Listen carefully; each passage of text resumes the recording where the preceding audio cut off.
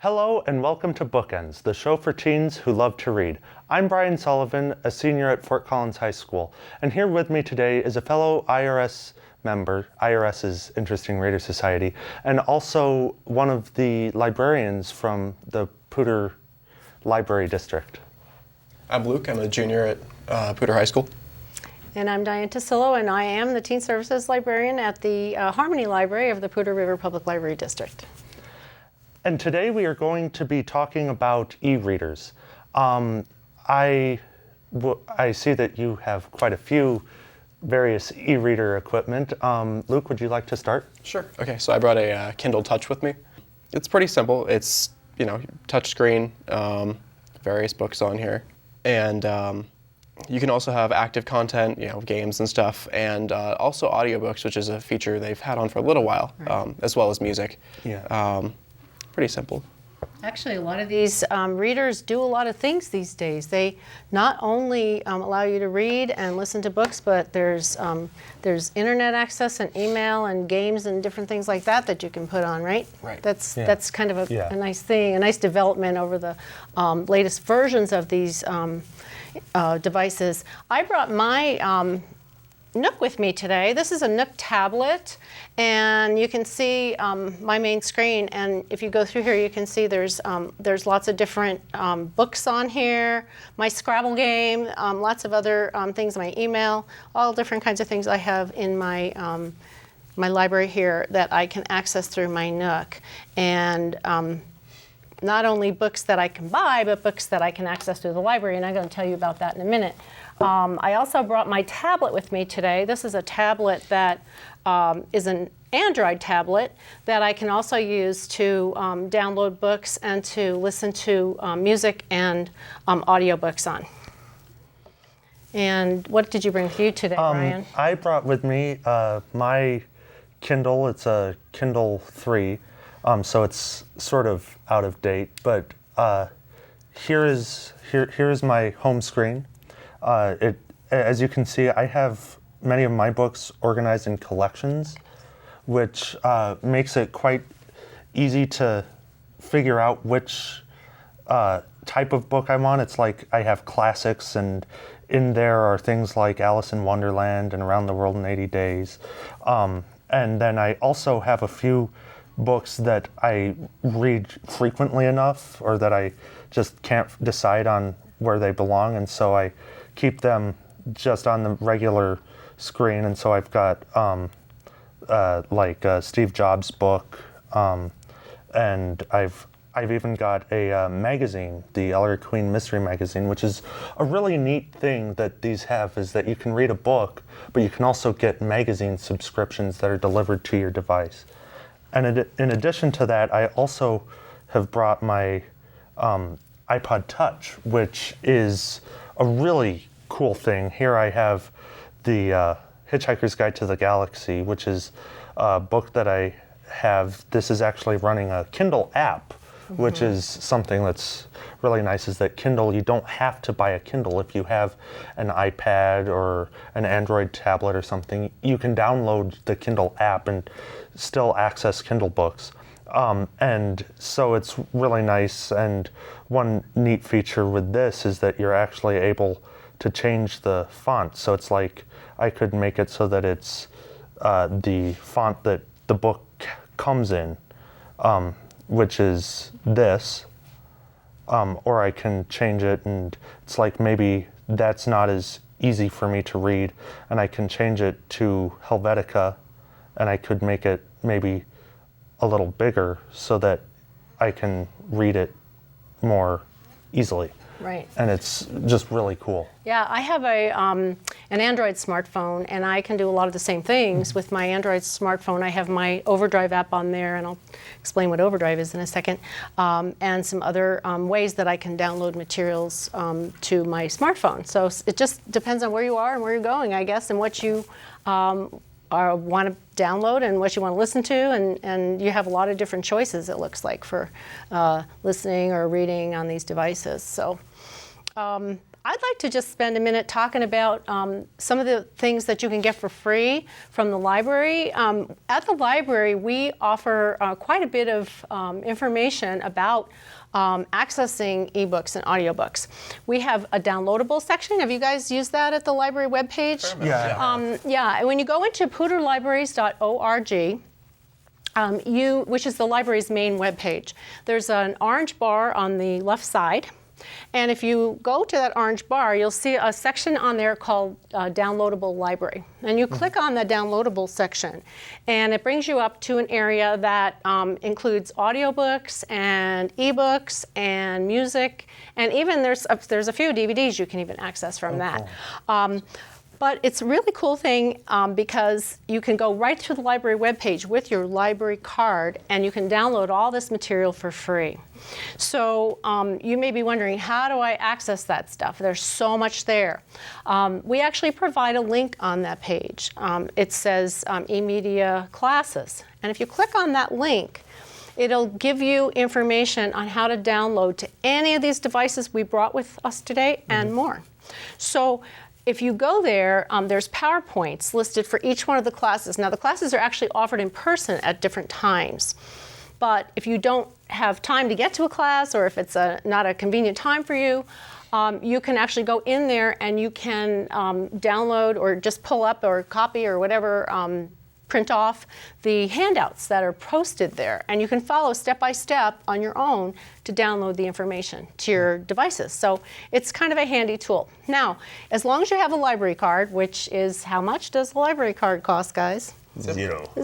Library cards are absolutely free.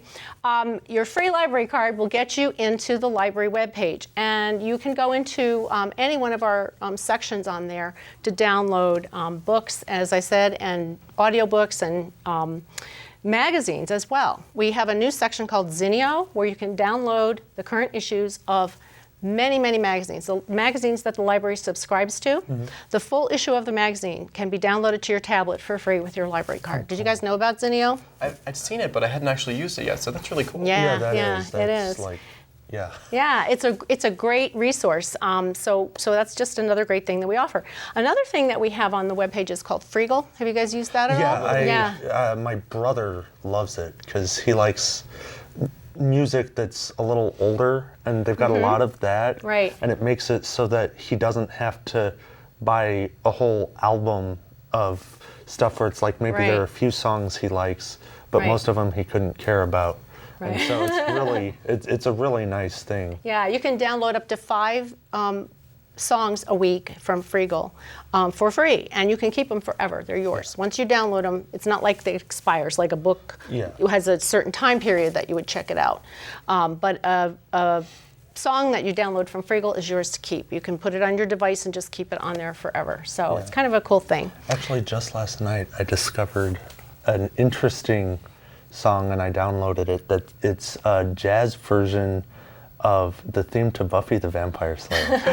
It's really cool. And there's a lot of that where it's like there are these sort of covers of various things that you would never think to buy, but it's like, since it's free, you're not quite as hindered, and you can explore new, different kinds of music. Right. Some of the things are indeed covers. I will admit that, but there's a lot of original material in there too. So you can't find everything, but you can find a lot of really good things.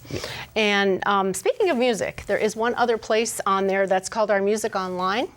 And people who are looking for classical music or world music, you might be studying that in school, and you might need a place to get some of these recordings if you're doing a project in school. The Music Online section is a great place to download that material. And another great thing about that is you can actually download musical scores from it. So if you need musical scores, if you play a musical instrument, if you're in an orchestra or in a band and you need to have that, you can, or if you're taking a class in music, you might need a musical score.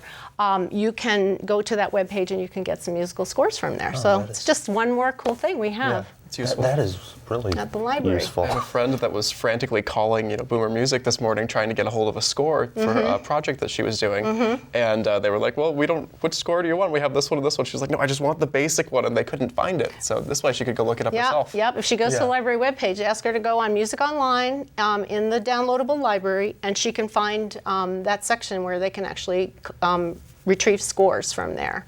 So, and we have some databases too in the library that also have musical scores. So if you ever find yourself needing a score, you have a friend who needs a score, let the librarians know at the library, because we can help you find those on the computer. Yeah.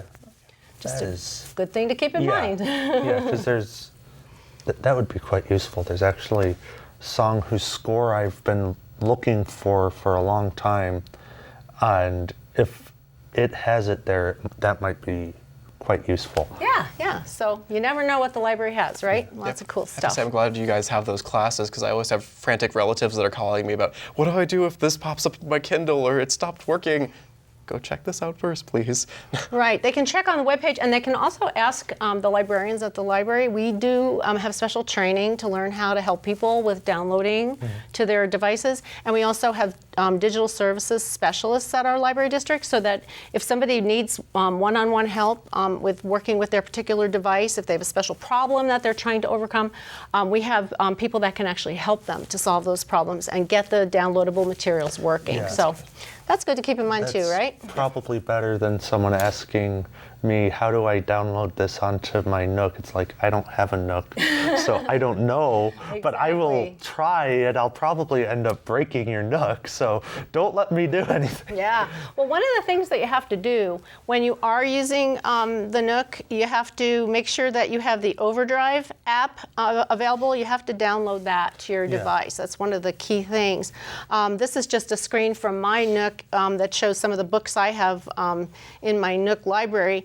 I'm in my Overdrive library rather, and these are free things that I downloaded. And that's another really cool thing we have on the webpage, is that you can link those free things, and you can find websites that you can discover what some of those free things are. And I know you guys were talking earlier about some free things that you found on the web that you can download from. Yeah, Amazon has a very extensive free book library, because they have book versions of a lot of the books that are on the public domain, which means that they're old books, but they're still interesting and good. And then another website that has been making ebooks before ebooks were popular is a website called Project Gutenberg, Right. which is really nice. And they've begun to have it so that it's not just raw files of text. They've started to format it so that you can download it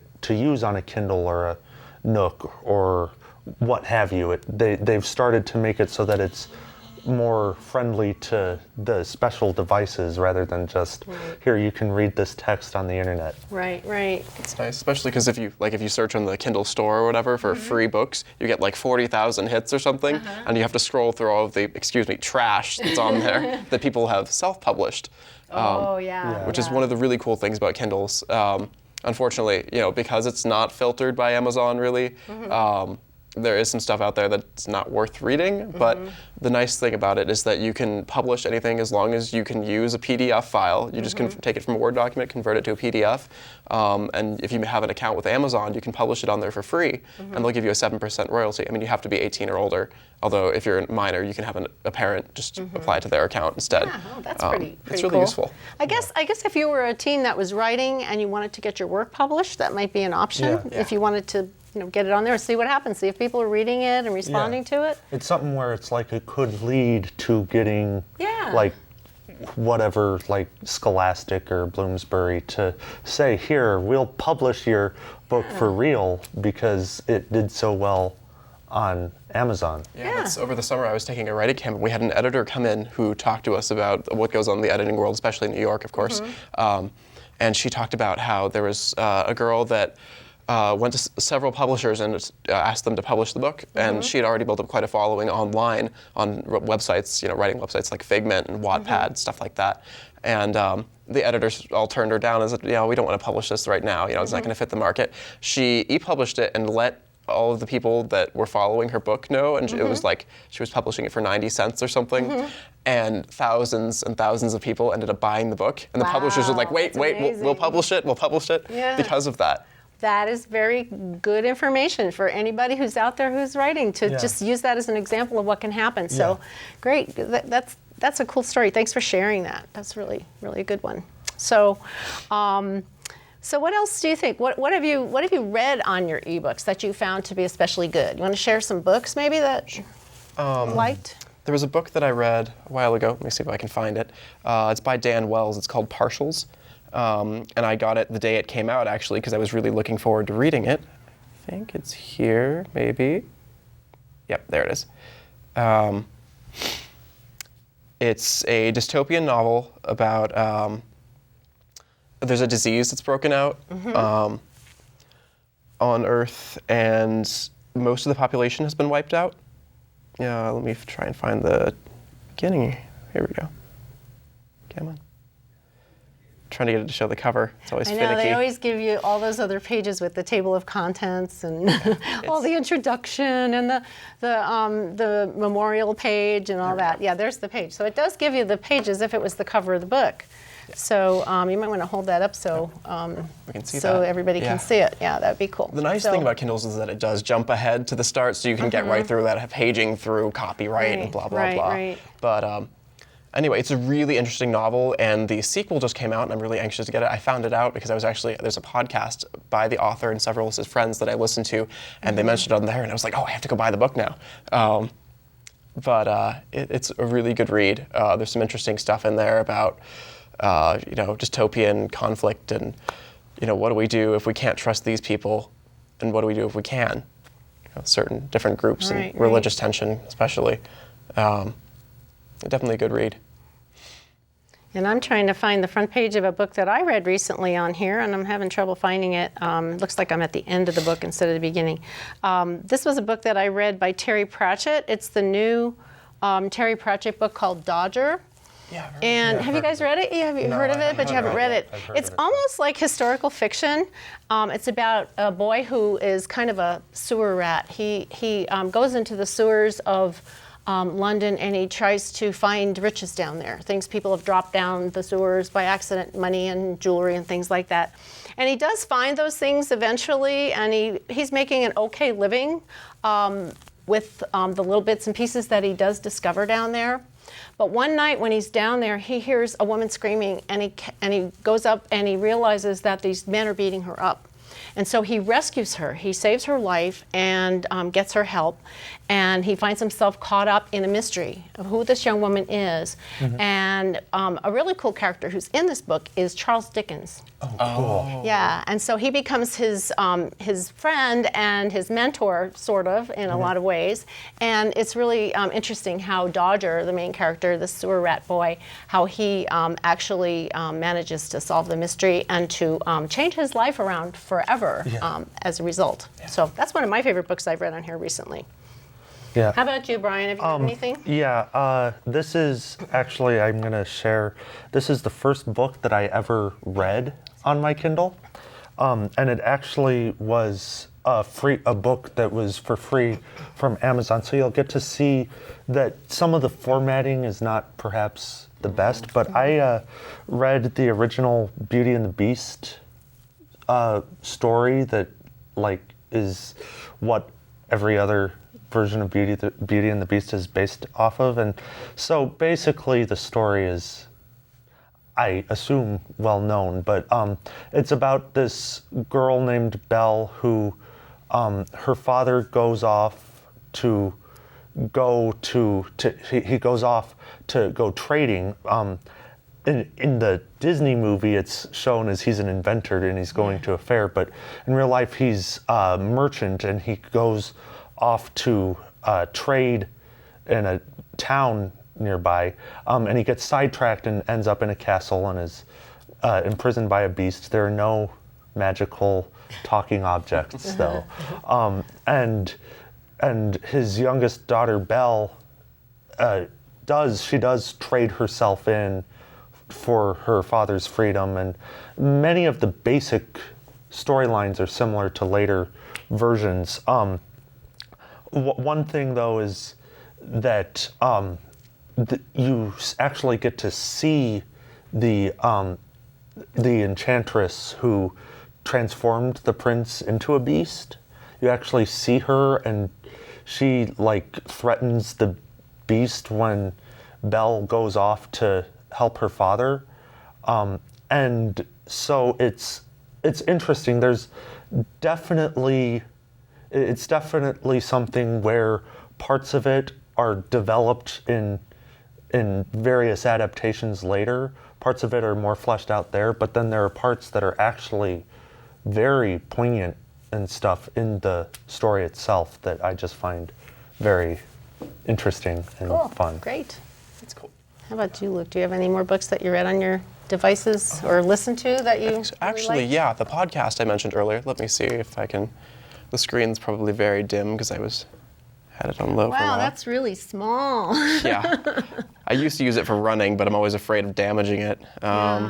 My See, shuffle. this is what I use for running. This one's a little bigger. It's a little more old-fashioned, but a little more heavy duty too. you can actually It'll see the last. screen. It's another problem. There we go. Turn it back up.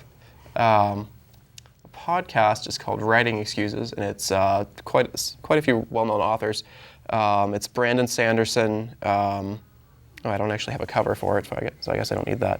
I wonder if that would even be able to be seen on the screen. Probably not. It's so Yeah, probably tiny, not. but that is a Zoom really in and it would- interesting other way that you can access Yeah. books to listen to, and truly you can put an audiobook on these devices as Yeah. well, and just plug them in and listen. Sometimes when I'm reading, I can go into what is it called, Pandora. And I just put music on and I listen to Pandora while I'm reading a book or while I'm playing a game of Scrabble. And so these devices are very versatile for, I know teenagers these days like to have a lot of different things going on at once. Through one device you can do a lot of different things all at the same time, right? Yeah, and actually that sort of brings me to a thing that I have. This is an app for those of you who like to read comic books or graphic novels, as many people prefer to call them now. You were showing me that before. That's pretty nice. Have this thing that I just have some Avengers stuff on here because I like the Avengers, but it's an app that lets you read Marvel comic books on your device, and it's actually really interesting because it'll zoom in on the on a frame of the comic and it'll move it around, so it's almost like watching like a movie that hasn't been fully made yet. Wow. And it's really interesting. It's like it'll pan down to the next frame. Oh yeah, that's really interesting. It's a really neat thing, and I know that they have it for like DC comics as well, and it's just something where that makes it so that it's like you're not limited to just reading novels. If you want to read a comic book, you can, and that is a totally viable option. Absolutely, absolutely. Remember, I think I was talking to Todd Mitchell a while back, and if I remember correctly, he has some graphic novels on his e-reader as well. Yeah, he probably does. Knowing Todd and his diverse background, especially his newest book that he contributed to, The Flight of Angels, which is a graphic novel. So that's kind of interesting. Yeah. So interesting information you guys are sharing. Do you want to tell us about any other books that you read on your device? Yeah, the comic books on there aren't really much to describe, but another thing that I have read on my Kindle that is really a really nice thing, and this is one thing that's awesome about Kindles, is that I have been reading The Lord of the Rings. Oh, and wow. It has been something that it has just been awesome to be able to read this book that it's like normally it's like this Gigantic. thick, and it's like I'm able I have to. the volume of all three in one in a print book, and it's giant. and heavy. I have my grandma's like first edition stuff, but it's something where it's been really nice to be able to read the Lord of the Rings on this thin little thing. thing, yeah. And Manageable. it's like Yeah, it's so that's light, and it's something where it's like that's one thing that it makes it so that you're not quite as intimidated to take certain books like with you on vacation. It's like Because you know they're not going to break your it's shoulders. like it's like I know that I freaked out one time. It was shortly after one of the Harry Potter books came out that I had to go to St. Louis to visit some family, and it's like I want to finish this book before I go on vacation because I can't fit this in my backpack with everything else that I need. Whereas now it's like I don't have to. I wouldn't have to worry about that as much because I actually did that once where I downloaded a Harry Potter book onto my Kindle, and it was really nice. But anyway, about the Lord of the Rings, it's about this magical ring that holds the power of darkness and stuff. I'm not giving a great description because it's really a complex storyline. But it's about this, the main character's name is Frodo, who is a hobbit, which are sort of like small people with big hairy feet. Best description there is. Yeah. It's a perfect description. And Frodo and some of his hobbit friends are told that they have to go on this journey to destroy this evil ring because the evil person who created it, Sauron, is starting to come back, and he's going to want his ring back. And so they go on an adventure with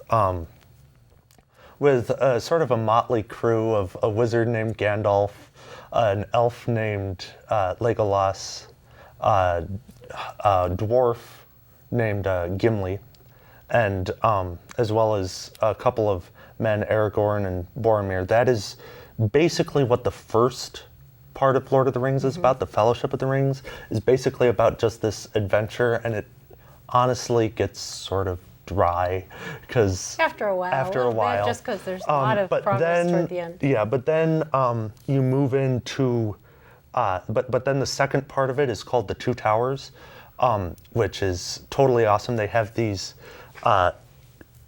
trees that walk and talk called Ents, and they're like the coolest thing in the whole world. And and the Two Towers also brings in the character Gollum, who, if you've read The Hobbit, or if you've seen the movies, you're familiar with Gollum. And Gollum is just Creepiest character in literature. creepy and awesome and Gollumish. That's the best way to describe him. And the Two Towers is definitely perhaps more interesting. You get to see, it introduces new characters, obviously, and then it also develops sort of what exactly is going on. It's like you get to discover that not all of the wizards are good. There's a wizard named Saruman, not to be confused with Sauron, who he is evil, and he is employing henchmen and stuff to do evil, wicked things. And so you sort of get to see that it's not just this one force that is doing bad, it's many. And then I can't really tell you what the third part is because I haven't read it yet. And you don't want to give away the ending anyway. Exactly. So we will wait to let everybody who's listening read it themselves if they haven't. I'm so glad that the Lord of the Rings is still as popular as it is, because I loved it when I was young too. Very fun. And one thing I would like to share is that you can buy downloadables for your devices as well, as you guys I'm sure know. One thing that I have the ability to do is to buy books from my Nook with gift cards. My son has gotten into giving me Nook gift cards for Mother's Day and my birthday and things like that. And I just put the gift card into my account at Barnes & Noble. And I can just download books that I decide I want to buy. This is a book that I've read recently. I'm not getting the cover again because I'm already into the story. But it's called Endangered. by Elliot Schaefer, and it was one of the National Book Award finalists this year. And I was able to just go into my Nook account and just pick out that book, and it downloads right to my Nook. And so if you're ever thinking of a good gift to somebody who has a Nook or a Kindle, a gift card that they can use to buy books for themselves is an awesome gift. I have to admit, I actually go out and buy gift cards for myself because my parents are leery of using their credit cards online, even with Amazon or Barnes & Noble. Interesting. And so I go out and buy gift cards for myself, and then come home and punch in the number and start buying books, and then am shocked when I run out of money. And I'm like, oh, I guess I have to go buy another one. Yeah, well, it's a nice way. There's certain books that you want to have to keep. For example, this book I just mentioned, Endangered, is about a girl who goes to Africa, where her mother has a sanctuary for apes that are called bonobos.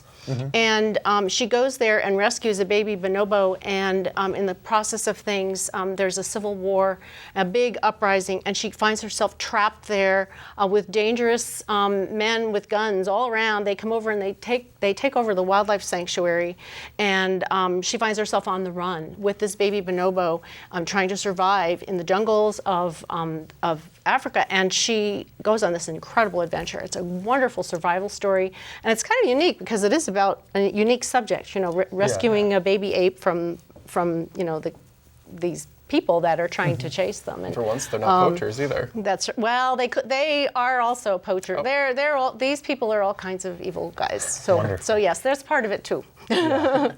Good story though. I highly recommend that one. Yeah, I think I actually heard about it on Figment. They were raving about it. About Endangered, yes. It's a great book. It's a really great book. That's something I actually think would be neat to read. Another book that I read on my Kindle, I don't think I have it on there anymore, that is also an interesting book, is called The Naked Ape, which is basically it's basically a big long book that explains sort of. It looks at humans just as animals. It's like if you were reading a book about bald eagles, let's say. It's sort of written as that, where it observes like what our feeding habits are and what our what various aspects of human life is similar to that of animals. And it's just a very interesting thing because almost all of literature is spent contemplating humanity, but it's very it's sort of enlightening to look at it from the point of view of, well, what if an alien came and was watching what we were doing? They would this is what they might produce, and that it's like, well, these creatures like to eat this type of food, and they are communal, and they like to go to these various buildings, structures that they have created to take part in this communal nature, like they go to see movies and stuff. On that very thought-provoking note, I think we have all gotten so excited about this subject and all the books we have to talk about, I think we might be out of time. Yeah, it could very well be. Yeah. That was really fun, you guys. Yeah, it was. Why don't you go ahead and... But yeah, so this was an episode of Bookends, and we hope you enjoyed it. E-readers are really cool, and all the ways that you can access books now is just astounding. So, thank you.